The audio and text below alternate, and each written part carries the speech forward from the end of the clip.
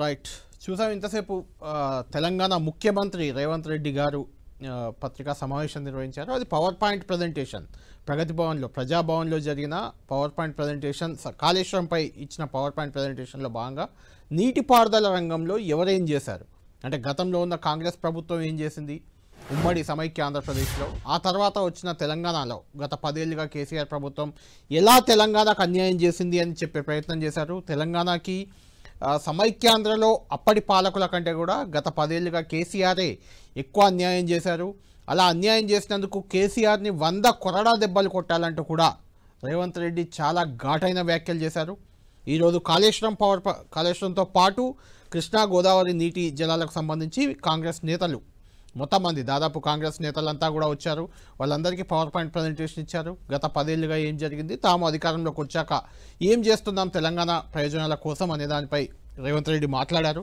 అయితే చాలా తీవ్రమైన వ్యాఖ్యలు, ఘాటు వ్యాఖ్యలు కేసీఆర్ని ఉద్దేశించి చేశారు. ముఖ్యంగా తెలంగాణకు అన్యాయం చేసిన కేసీఆర్ని 100 కొరడా దెబ్బలు కొట్టాలనడంతో పాటు ఆంధ్రాకి పాలెగాడిగా మారి తెలంగాణ హక్కులకు నష్టం కలిగించేలా ఆంధ్ర కోసం కేసీఆర్ పనిచేశారు. గత 10 ఏళ్ళు కృష్ణా గోదావరి జిల్లాల్ని ఆంధ్రాకు తరలించారంటూ కూడా రేవంత్ రెడ్డి వ్యాఖ్యానించారు.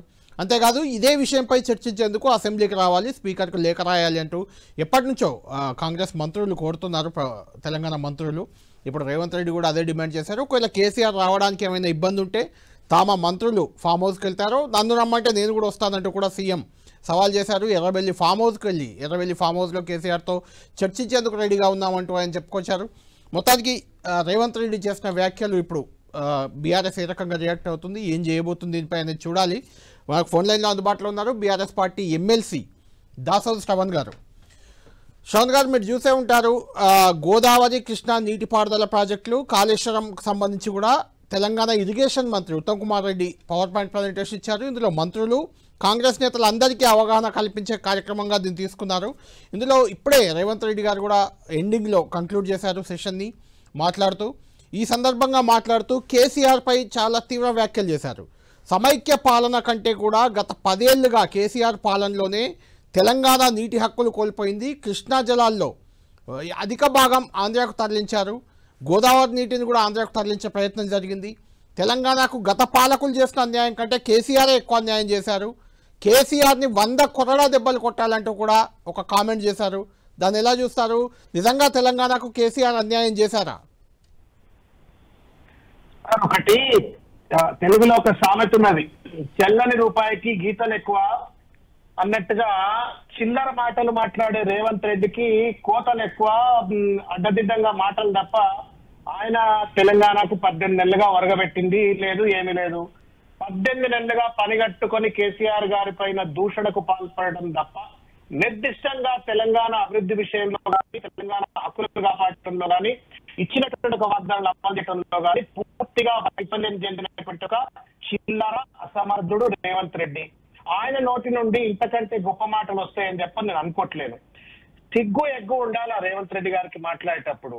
ఆయన నోరా మోరా ఫిరాయిల్ పెట్టుకొని కడుక్కోవాలా? ఒక ముఖ్యమంత్రి కుర్చీలో కూర్చున్నాడు, ఏది పడితే అది మాట్లాడితే ఆయన పక్కన ఉన్నటువంటి యొక్క రాజకీయ నాయకులు కావచ్చు, పార్టీ కార్యకర్తలు చప్పట్లు కొడితే కొడుతుండొచ్చు కాక, కానీ సంఖ్యలు ఏం చెప్తా ఉన్నాయి. ఆయన చుట్టూ ఉన్నటువంటి ఒక ఐఏఎస్ ఆఫీసర్లు కావచ్చు, ఆయన చుట్టూ ఉన్నటువంటి ఒక ఆర్థిక వ్యవసాయ రంగ నిపుణులు కావచ్చు, వాళ్ళైతే డేటా చెప్తారు కదా. బుద్ధి జ్ఞానం ఉండాలండి. కేసీఆర్ గారు వ్యవసాయానికి ఏం చేయలేదు, నీటి రంగానికి సాగునీటి రంగానికి ఏం చేయలేదు అని అంటే అంతకంటే మూర్ఖత్వం, దుర్మార్గం ఇంకోటి లేదు. తెలిసినోనికి చెప్పొచ్చు, తెలవడానికి చెప్పొచ్చు. తెలిసి తెలవనట్టు నటిస్తున్నటువంటి ఒక మూర్ఖుడు రేవంత్ రెడ్డికి ఏమీ చెప్పలేదు. నేను ఒక లెక్క చెప్తా ఉన్నా. 2014లో 1,31,00,000 ఎకరాల సాగు విస్తీర్ణం ఉన్నటువంటి ఒక భూమి, సాగు విస్తీర్ణం ఉన్నటువంటి ఒక వ్యవసాయ భూమి కేసీఆర్ గారు గద్దె దిగే నాటికి 2,68,00,000 ఎకరాలకు ఎట్లా పెరిగింది రేవంత్ రెడ్డి? సన్నాసి సమాధానం చెప్పు. 1,31,00,000 నుండి 2,68,00,000 ఎట్లా పెరిగిందో సమాధానం చెప్పండి. కేసీఆర్ గారు కష్టపడకపోతే సాగునీటి రంగంలో విప్లవాత్మకమైనటువంటి మార్పులు పట్టుకొచ్చి అటు కాళేశ్వరం అయినా లేకపోతే వివిధ ప్రాజెక్టుల యొక్క నిర్మాణం చేపట్టినా, లేకపోతే మిషన్ కాకతీయ చెరువులను పునరుద్ధరణ చేసినా, వేలాది చెక్ డ్యామ్స్ కట్టినా ఎక్కడికక్కడ భూమి మీద పడ్డ ప్రతి చుక్క నీటిని ఒడిసి పట్టి ఆయన తెలంగాణ బీళ్లు పడ్డేటువంటి ఒక భూములను సస్యశ్యామలం చేసి 1.31 crores ఉన్నటువంటి ఒక కల్టివబుల్ ల్యాండ్ 2.68 crores ఎట్లయింది సన్నాసి రేవంత్ రెడ్డి? సమాధానం చెప్పు. నెంబర్ 1. నెంబర్ 2, 2014లో 68 లక్షల టన్నుల వరి ధాన్య ఉత్పత్తి.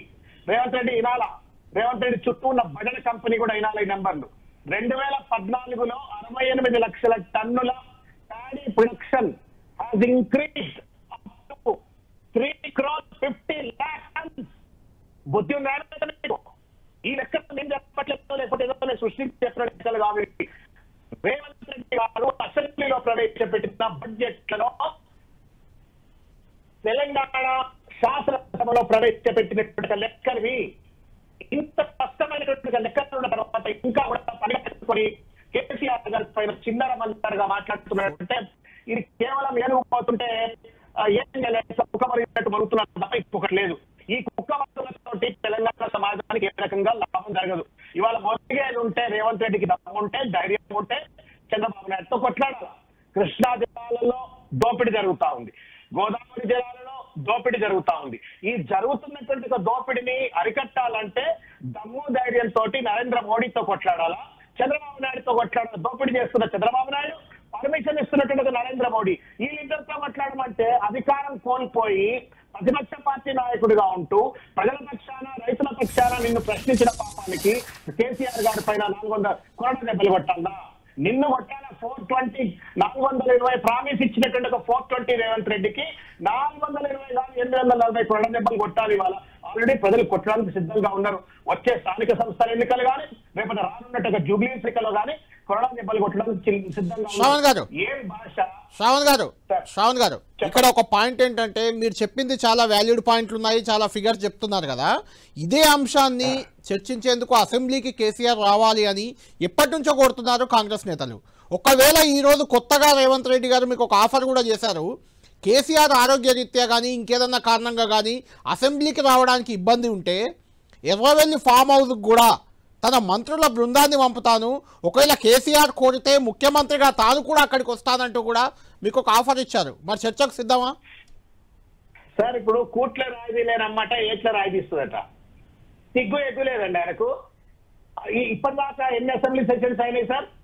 ఒక్కసారి తెలంగాణ సమాజాన్ని నేను ఒక్కసారి రివైండ్ చేసుకోమని కోరుతున్నా. మీడియా మిత్రులారా, మీకు కూడా చెప్తున్న కళ్యాణ్ గారు, ఒక్కసారి పీసీఆర్ మిత్రులను అడిగి, ప్రతిసారి జరిగిన అసెంబ్లీ సమావేశాలు చంపనెమ్మని కొట్టిండు కదా హరీష్ రావు గారు, కేటీఆర్ గారు, జగదీశ్వర్ రెడ్డి గారు, గంగుల కమలాకర్ గారు. వాళ్ళకే సమాధానం చెప్పని ఇంకా కేసీఆర్ కావాలి ఈ మొగాయనకు.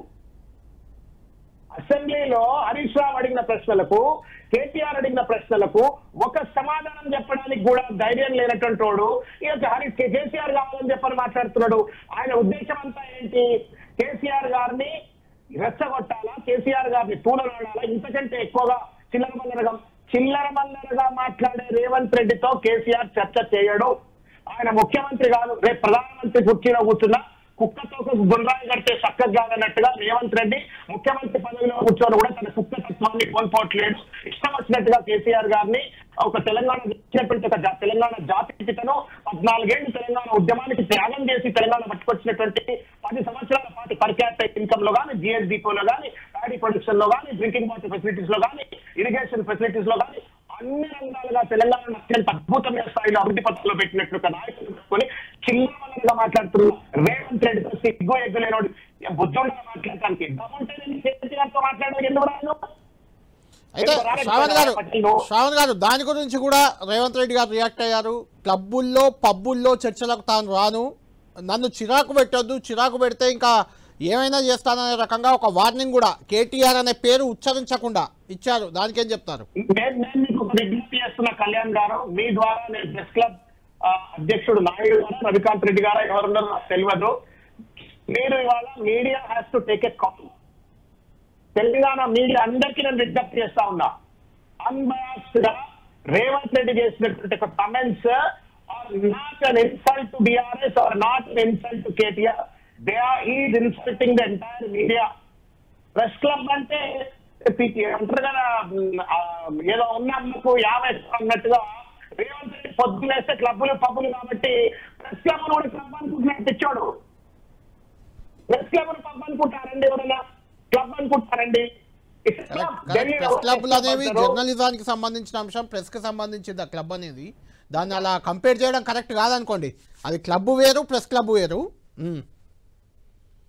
మీకు విజ్ఞప్తి చేస్తున్నా, మీడియా మిత్రులు కూడా విజ్ఞప్తి చేస్తున్నా. Right. Unless Revanth Reddy tendons అని ఫాలో అది నిన్న ఆయన పేరెంట్స్ ఆయన చల్లారెడ్డి జగారెడ్డి మాట్లాడిండు, సపడే పోకుండా మీరు దాని తగులేమని రేవంత్ రెడ్డి మాట్లాడుతున్నాడు. మీరు ఇవాళకి కూడా కనుక పైన కనుక మీరు చర్యలు తీసుకోకుండా మీరు కనుక కమెంట్ చేయకపోయినట్టయితే you are insulting the entire security of the government. Press club లో కూర్చున్నారంటే కాల్.